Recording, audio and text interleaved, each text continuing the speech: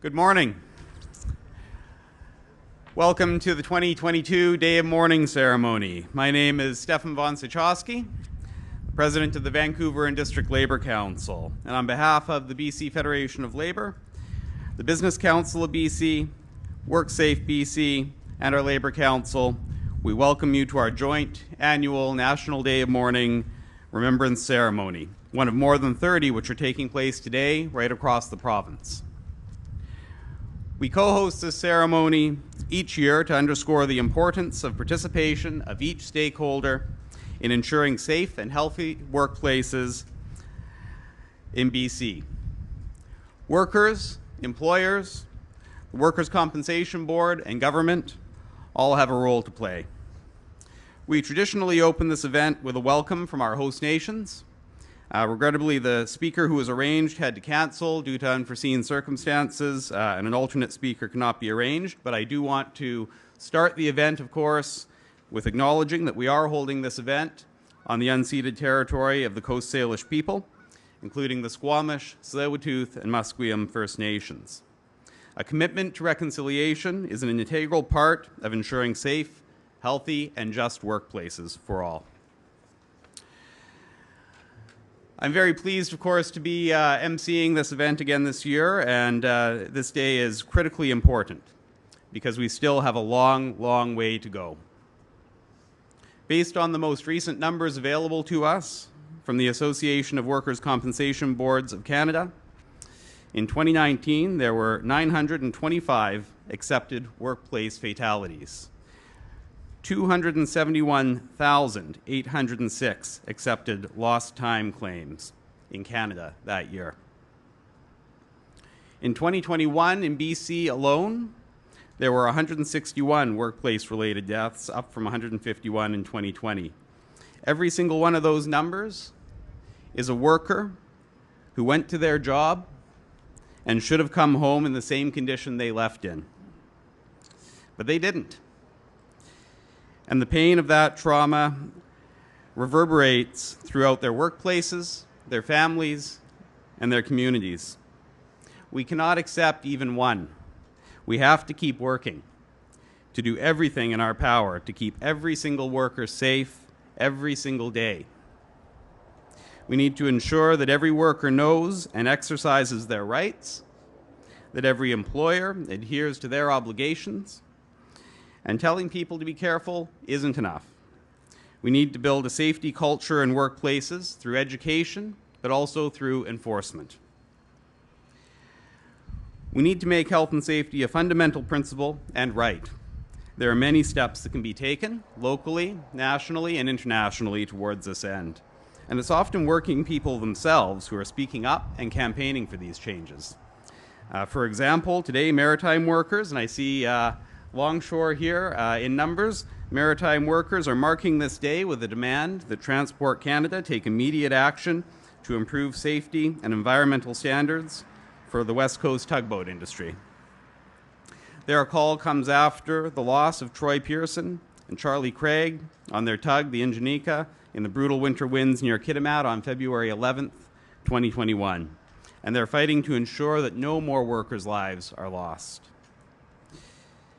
In a few days, on May 9th, we will mark another anniversary, the 30th anniversary of the West Trail mine disaster, where 26 miners were killed in an underground explosion. After a long campaign, critical changes were made to the criminal code, which were meant to ensure that similar tragedies would never happen again. But criminal charges are almost never pursued in workplace fatalities. In addition to workers knowing and exercising their rights and employers living up to their obligations, we need governments at all levels to prioritize robust enforcement of health and safety and robust resources for inspections, and this, along with increased commitment to enforcing the West Trail sections of the criminal code, will help save lives. These are just two examples. But as I say, there's much to be done. Labour's slogan for the Day of Mourning this year is "Work shouldn't hurt." And let's all leave here today with a renewed commitment to do everything that we can to make sure that that is true for every worker, every day, in every workplace. Now it's time to hear from our speakers. Our first speaker for the event today is going to be the Honourable Harry Bains, MLA for Surrey-Newton and Minister of Labour. Harry was re-elected as MLA to Surrey-Newton in 2020. He was first elected in May of 2005 and re-elected in 2009, 2013, and 2017. He's a Minister of Labour and has served as the official opposition spokesperson for forests, lands, and natural resource operations. He's been active in the Surrey community for many years and served on the Kwantlen University College Board of Governors from 1993 to 1999, serving as Vice Chair for 3 of those years. He's also volunteered with organizations such as Habitat for Humanity. Harry has extensive background in community service and was an elected officer of Steelworkers IWA Canada, Local 2171, for over 15 years. He served most recently as Vice President of his local, where he led negotiations and engaged in bargaining for better working conditions for working people. Please welcome Minister Harry Bains.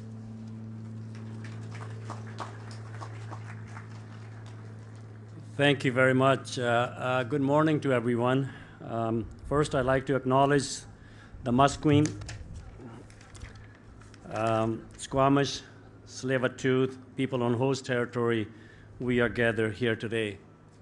And I'm grateful that we are here today in person.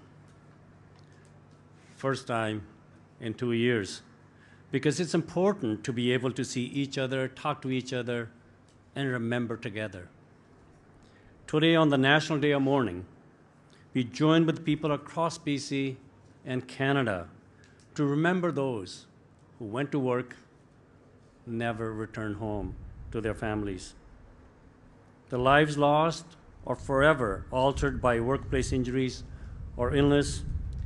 Tragically, 2021, as mentioned, 161 people died from work-related illness or injuries in BC.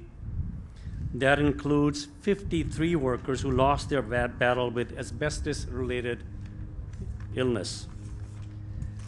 And 46 of those succumbed to other illnesses such as COVID.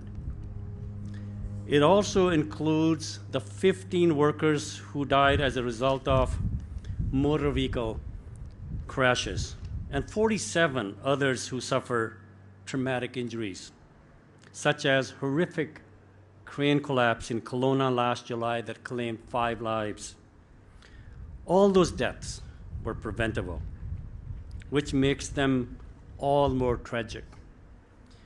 This year, we also mark the 10th anniversary of the devastating sawmill explosions in Babine Forest Product near Burns Lake and the Lakeland Sawmill in Prince George.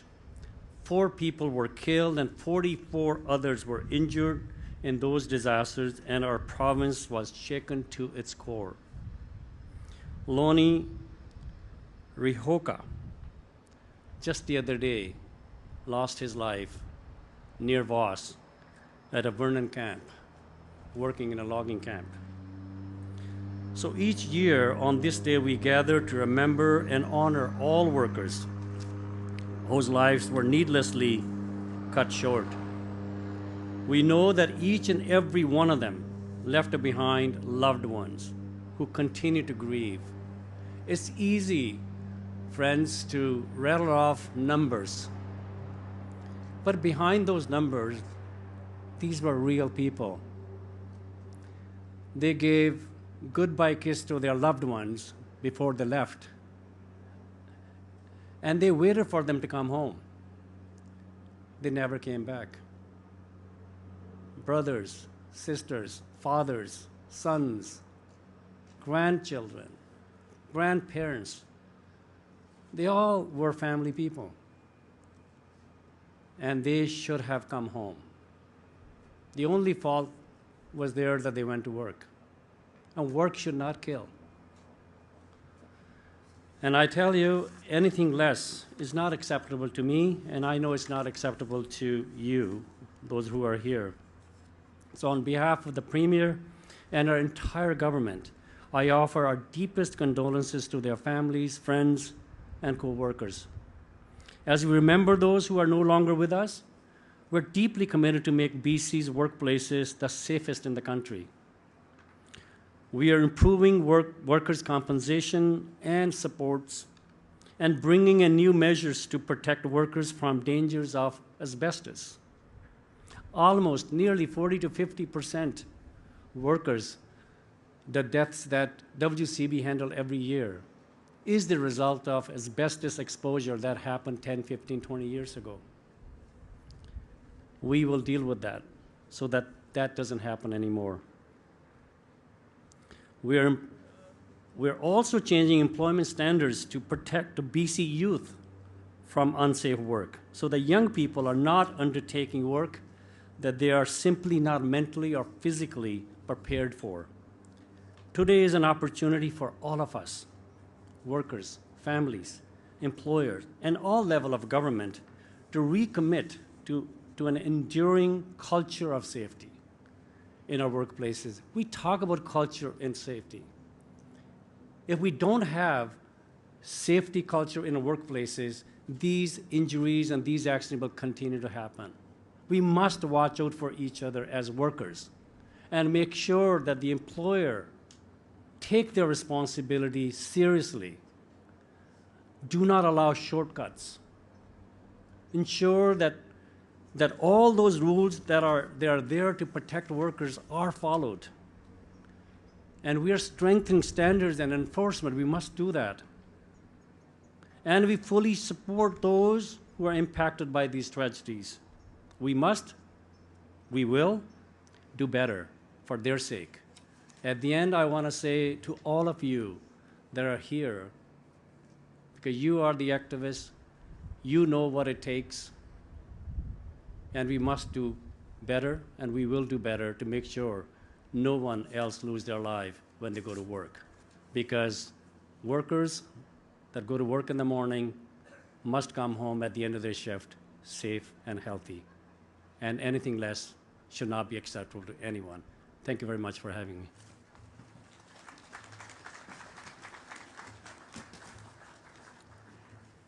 Thank you, Minister Bains. Our next speaker was intended to be Ann Nasser, President and CEO of WorkSafeBC. Unfortunately, is feeling unwell today and sends her regrets, but we do have Al Johnson, Head of Prevention Services at WorkSafeBC, as our next speaker, and I'd like to now welcome Al Johnson to the podium.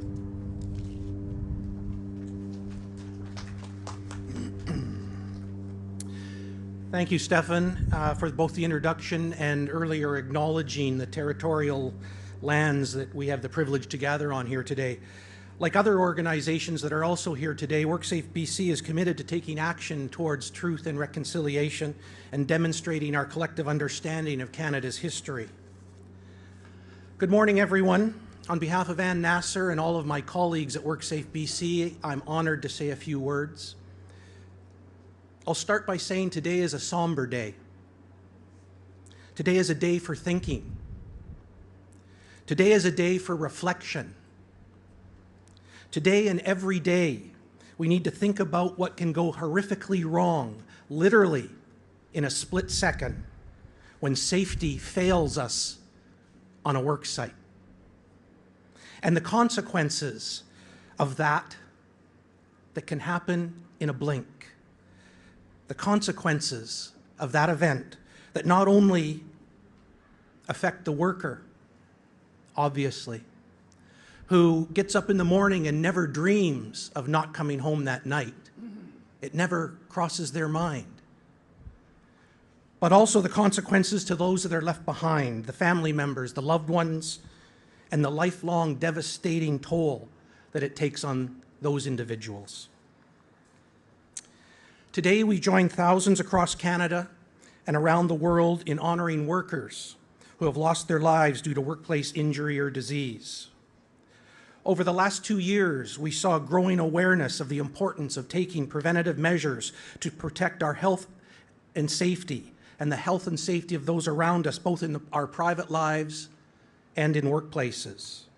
The Day of Mourning is a time to remember that the key to health and safety in workplaces lies in joint action that involves everyone, employers, workers, supervisors, and all other stakeholders.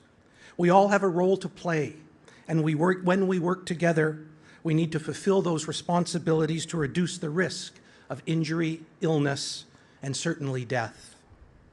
Workers have the right to a healthy, safe, and respectful workplace, and employers have the responsibility for creating that and ensuring that happens. We believe in collaborative and cooperative relationships between workers and employers. By engaging workers in how their organization manages health and safety, employers help to ensure their workers' voices are heard, their workers are participating and engaged in safety at their workplaces. Their feedback, their involvement is important.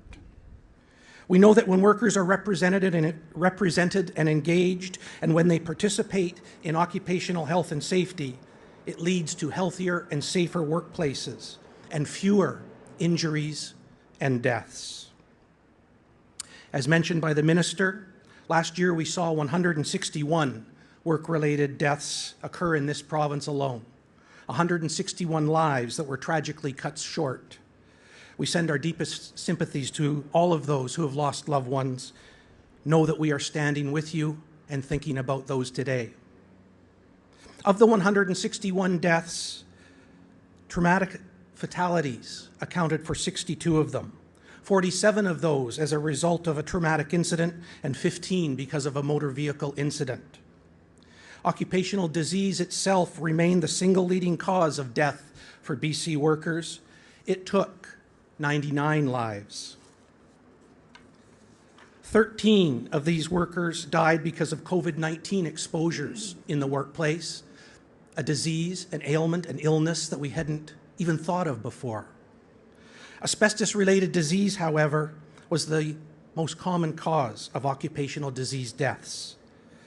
Our organization is fully supportive of the BC government's new protections to keep workers safe from the dangers of asbestos and the new standards under the Workers' Compensation Act.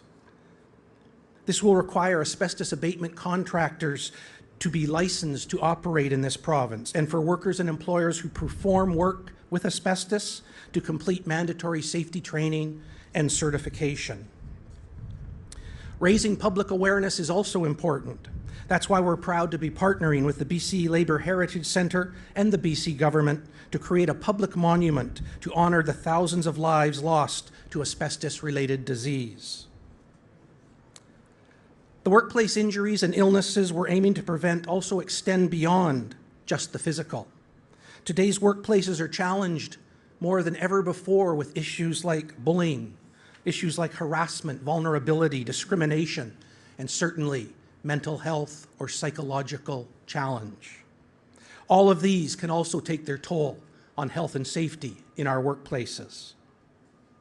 Regardless of the industry, the hazard, the risk, no one should suffer injury, illness, or lose a life because they just go to work. By working together and sharing the responsibility for workers' health and safety, we can prevent workplace injuries and illness. And most importantly, we can save lives. Thank you for joining us here today and remembering the workers who have lost their lives, the 161 individuals last year alone. May their memory encourage us to work for a safer and healthier future. Thank you.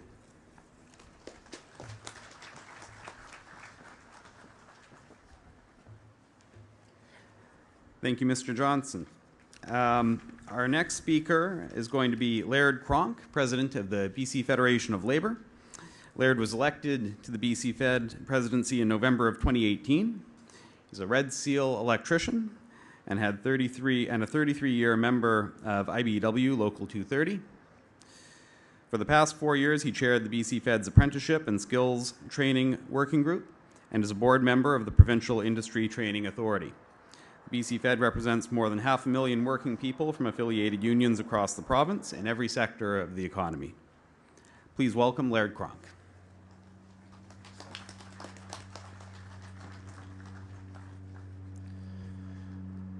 Good morning. I want to begin by recognizing I'm speaking on the traditional and unceded territory of the Tsleil-Waututh, the Musqueam, and the Squamish nations. want to start by thanking everybody that's here. Take a look around you. People are showing up. And you're showing up because you care.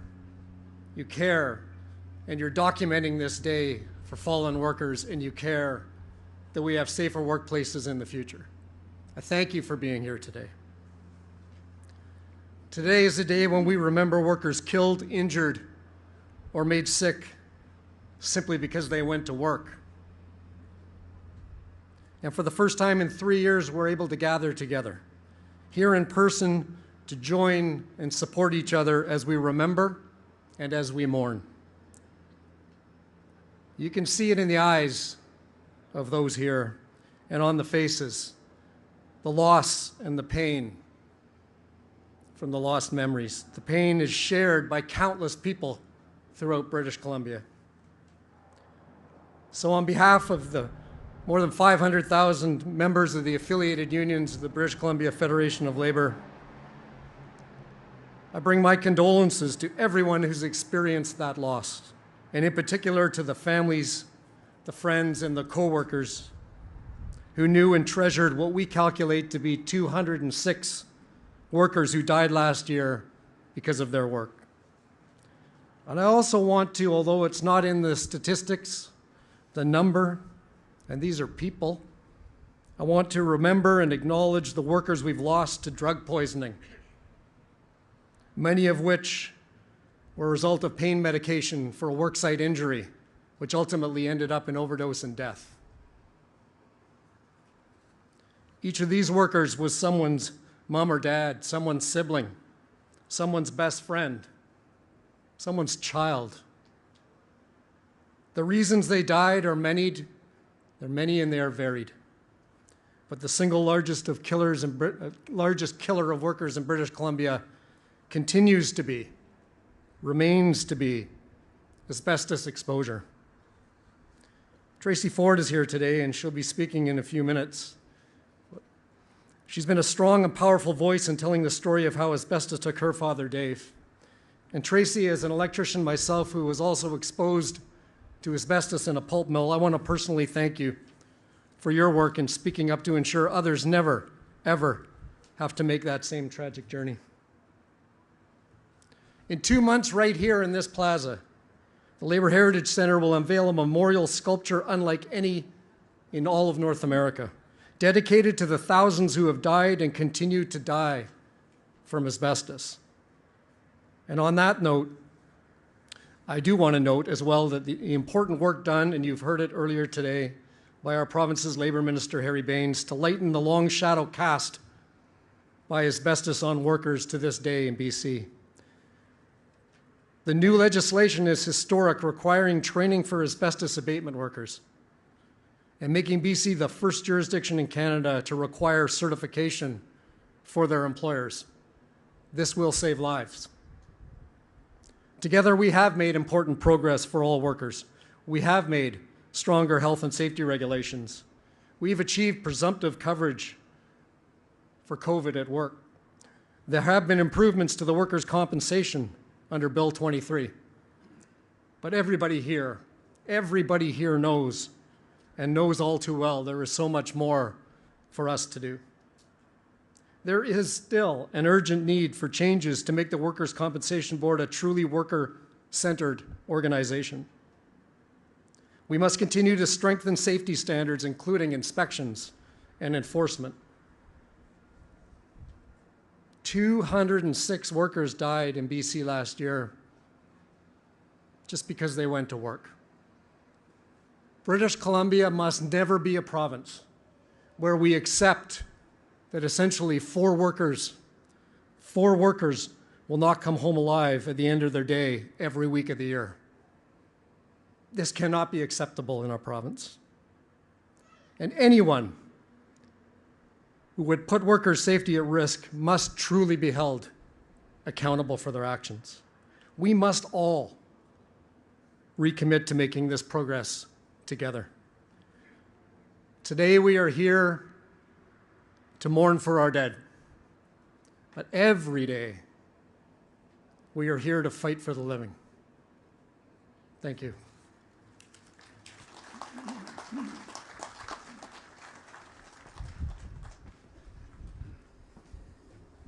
Thank you, Brother Cronk. Our next speaker is Greg Davignon. Greg is President and CEO of the Business Council of BC, a 260-member-driven policy and advocacy organization that convenes the province's leading businesses and academia, touching every sector of the provincial economy and BC's post-secondary institutions. Together, the membership collectively employs 25% of the province's labor force. A fourth-generation British Columbian, for 25 years, Mr. Davignon has held senior private and public sector leadership positions in regulated and innovative sectors with an intersection of policy and enabling scale, trade flows, and opportunity. This included serving the Prime Minister of Canada and Federal Minister of National Defence and Justice. Greg is Vice Chair of the YMCA of Greater Vancouver and past Chair of the BC Cancer Foundation and the Canadian Breast Cancer Foundation. Greg is current member of the Premier's Aboriginal Business Investment Council, SafeScreen BC, and the Academic Health Sciences Network. He also serves on the board of 2 technology firms and several other community, ministerial, and not-for-profit boards and advisory councils. Please welcome Greg Davignon.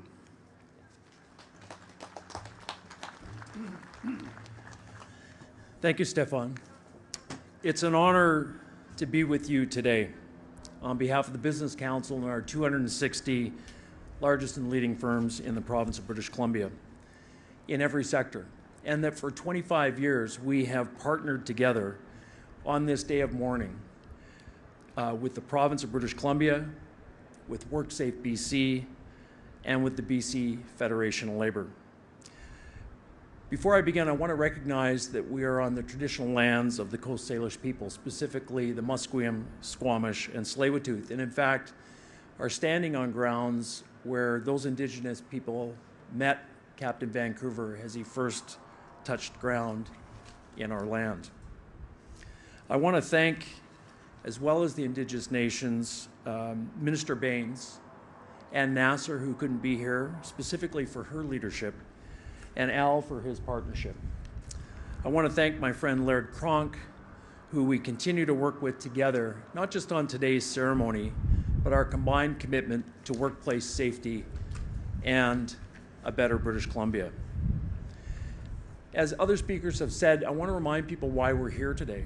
It's people we love. It's people that we know, that are friends. It's longshoremen that play on my hockey team. It's business owners that coach my kids' soccer team. And it's for people that we don't know. We want to make sure that we're offering our condolences, but most importantly, our commitment to make sure that every person working together has a safe environment and that they're able to go home at the end of the day. I specifically want to express my gratitude to Tracy, not just for being here today and sharing her story, but for her tireless effort to ensure that WorkSafe exposures are addressed and that people don't needlessly die as a result of them. And obviously the opportunity for her to share not just her personal loss, but to prevent further losses in the future. It's these stories that each of us have or have heard about or experienced ourselves of an injured worker or a family member that remind us of what's at stake. How we move all of us together to take not just preventative measures, but action for ourselves and the people we love, those we work with, and those that we perhaps don't even know. As we remember the 161 British Columbians who died this past year because of accidents and disease contracted in the workplace, I want to express my personal sympathy and condolence on behalf of our members to each and every one of the family members and those individuals that either experienced a preventable loss or a tragedy. The Day of Mourning is an important day for all British Columbians to reflect on workplace safety. It's a day when we remember individuals who should have gone home to their families at the end of the workday but did not. Today we come together to recommit to be vigilant and to take meaningful, collaborative and constant action each and every day on our shared responsibility to protect the health, safety, and well-being of British Columbians in their place of work. And as we know over the last 2 years, that place of work is changing and becoming more complicated, whether you're in a truck or at home or whether you're in a manufacturing facility or in an office. We need to recommit to the important partnerships, effective policies and actions that will eliminate future and preventable workplace accidents, injuries, or death. Each day, more than 2.5 million British Columbians go to work. We are tradespeople, innovators, professionals, service providers, healthcare workers, new hires and interns, managers, drivers, business owners, and many more. We all have the right to a safe workplace and safe practices, and the right to call it out when you see something that a coworker or an employer isn't doing that should be done to keep people safe. And this is true every day. British Columbia's employers have a vested interest in workplace health. Not only is it the right thing to do, it is the priority thing to do, their number one priority. Companies have capital, we have goods, we have machinery and equipment, but the most vital aspect of any business are their people and the ability to protect them. COVID-19 pandemic has had a lasting impact and brought that to the fore. A significant impact in families, in workplaces, and across our economy and communities. And I want to thank Laird for the work that he did with us and with WorkSafe through the pandemic. But the pandemic has required all of us to re-examine how we work together, what safety looks like, and how we take action every day. Safe, healthy workplaces are inclusive. They're supportive workplaces. They are constantly evolving, free of discrimination, bullying, intimidation, and harassment. Over the last 2 years, the Business Council, on behalf of all businesses and workers, initiated and operated through a partnership with the Ministry of Health, the Provincial Health Services Authority, and BC Centre for Disease Control, a program called Safe Screen BC. The program efficiently and effectively enabled all businesses the opportunity to undertake hundreds of thousands of regular rapid screening tests in their workplace to keep fellow workers safe, their families safe, those they care about that are vulnerable, and also keep businesses and employment viable. And that was a true collaboration to protect our interests and our health. In addition to our work at the Council, our member companies are leading firms from across all sectors that are building and supporting a culture that puts safety first, that fosters responsible, responsive, and safety-centric work environments, continual collaboration with employees and with partners, and making investments in and regularly updating training, skills development, equipment technology, and accountability and resources to ensure that those policies are put into place and acted on. The independent contractors have done great work on mental health through Corey Hirsch, who many of you will have experienced through that mental health training. Undertaking through a transparent performance tracking and reporting of incidents is vital to continually improve and focus on what needs to be done. And working with outside organizations to incorporate internationally recognized industry best standards and practices are vital to get better. So the truth remains that it takes conscious and concerted effort for each of us as CEOs, as managers, supervisors, colleagues, employees, shop stewards, and family in order to succeed. No one should be injured earning a living. The more we talk, the more we educate ourselves, the more we look out for those around us, and the more we correct bad behaviors and bad policy by working together, the more we will entrench a positive, safe environment for all of us moving forward. I want to thank all of you for coming today to show the respect of people we've lost and those that have been injured, but most importantly, your being here today is recommitting to the fact we have more to do. Thank you.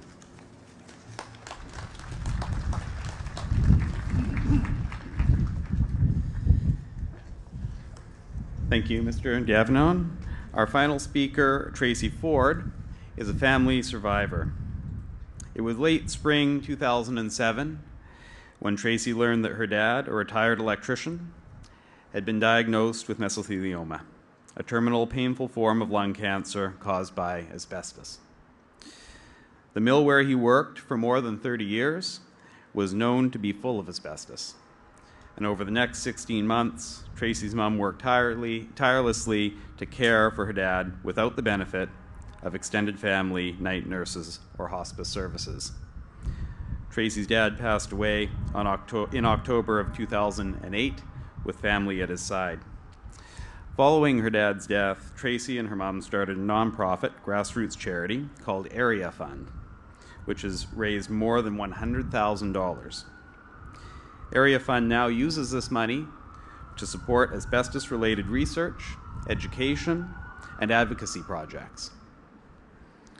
Most recently, they granted money to the BC Labour Heritage Centre for a permanent asbestos memorial here in Vancouver, which will be called Magic and Lethal.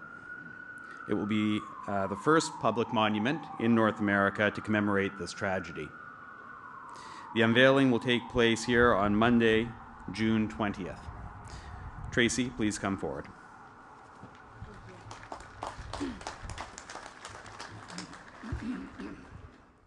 Good morning. As you heard, my name's Tracy. I'm the daughter of a worker who died due to asbestos exposure in the workplace. I'd like to start by thanking you for joining us for this year's Day of Mourning ceremony. Your attendance is greatly appreciated by people like me and my family, and by thousands of others who have had their lives forever changed by a workplace tragedy. I'd also like to take this opportunity to thank healthcare workers, first responders, and all frontline workers who have worked tirelessly and selflessly throughout the pandemic. We owe all of you a debt of gratitude. My parents immigrated to Canada from England in the late 1950s. My dad was an electrician and my mom a secretary. And like many immigrants, they came here with nothing, but they worked hard, they went where the work took them, and eventually they landed the jobs and had the lives that they had dreamed of. They worked hard, but they always made time for family and friends. They coached soccer, sewed costumes for school plays, hosted Halloween bonfires, and they always lent a helping hand to friends and neighbors in need. They even managed to save enough money to buy a piece of property on an island for camping, and somehow on weekends and holidays, they found the time to clear the land, and eventually over decades, they built a summer cabin that we all still enjoy. I wish I could end the story there with maybe a few words about their grandkids and their retirement, but sadly I can't. Shortly after my dad's retirement, my dad fell ill. One day he was walking up a boat ramp that he'd walked up hundreds of times before, and he couldn't catch his breath. At the hospital, they determined he had fluid on his lungs, and it wasn't long after that my parents received the devastating diagnosis of mesothelioma, a painful terminal form of lung cancer caused by asbestos. My dad was given about a year to live. He was only 69 years old. He'd been active, strong, and in good health his whole life, so the news was difficult.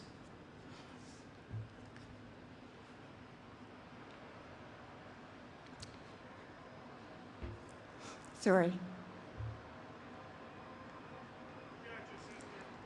Thanks. So the news was difficult to comprehend. The next 16 months was this blur of doctor's visits and test results, surgery, chemotherapy, home care nurses, and 911 calls. And of course, countless sleepless nights, worry and sorrow.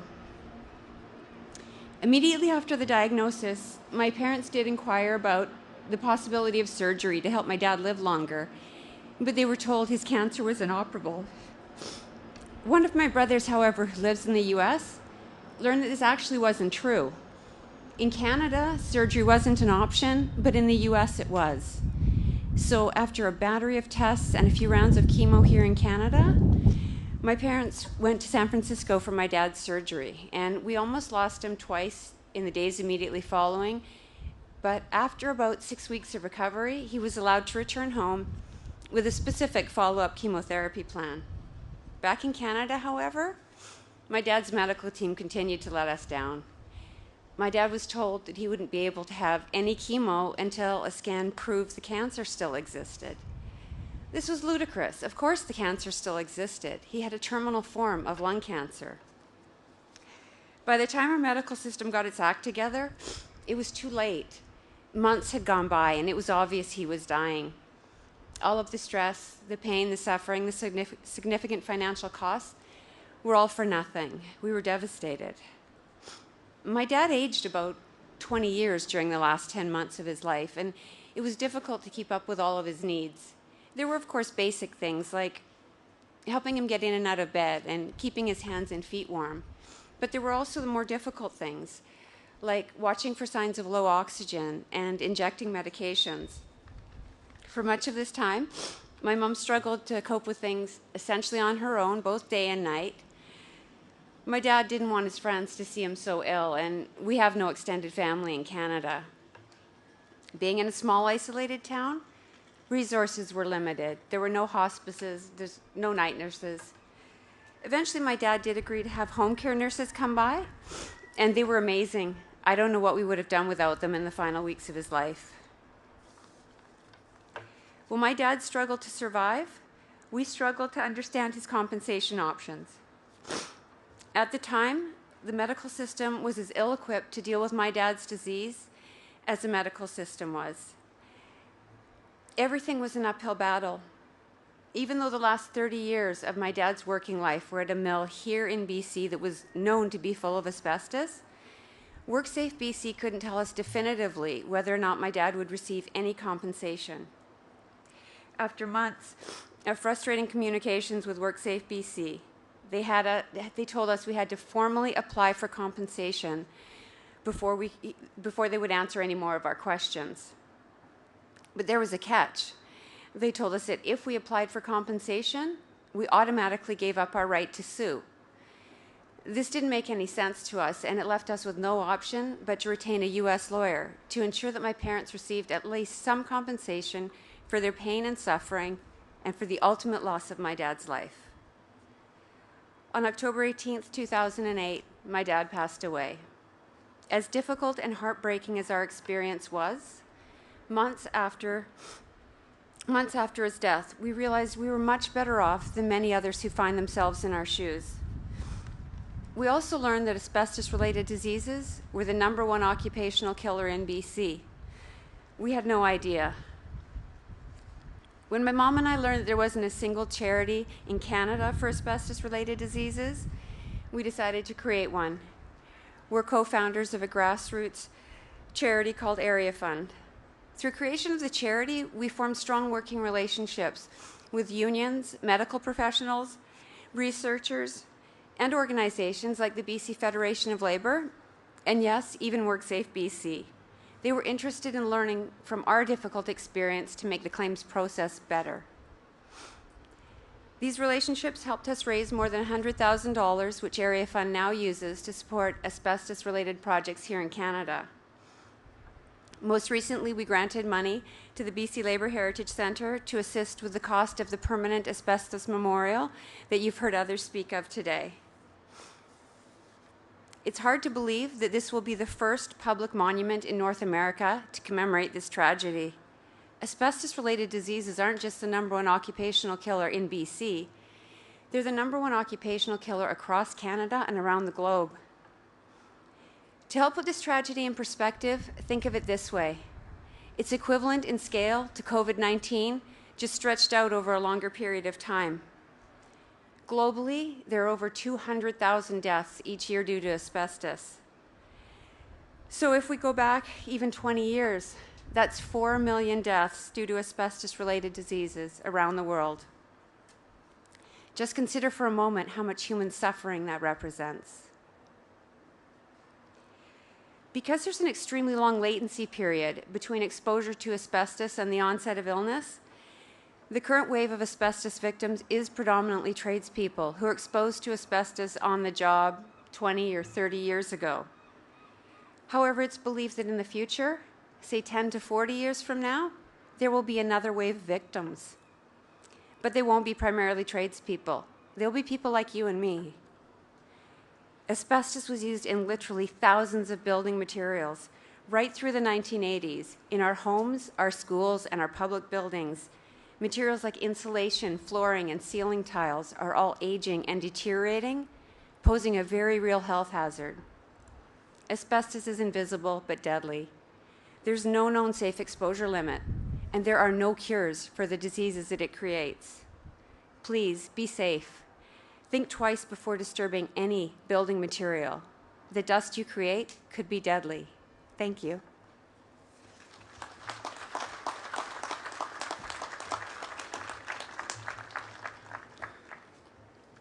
Thank you, Tracy, and thank you for your tireless work and advocacy around this important issue. Our sincere thanks to the families who have come to observe the ceremony with us today. We appreciate your willingness to attend. And thanks as well to Harry, Al, Laird, Greg, and Tracy for your words, and for all of you for being here today. Let's remember what we heard here today from all of our speakers and translate it into action in our workplaces and in our day-to-day lives. Now, in a moment, we will observe a moment of silence in memory of those who were killed on the job in this past year. As you hear the bagpipes begin to play, the Vancouver Fire Rescue Honor Guard will make their way past you toward the line of work. We ask that the families please come forward first and follow behind the Honor Guard and Piper, and the rest of us will follow directly behind you. Roses are available there, and so please feel free to take one, and you may choose to leave these along the line of work, or you may wish to keep one. This will conclude our ceremony. Again, thank you for observing this remembrance with us, and now I ask you to join us in a short period of silence.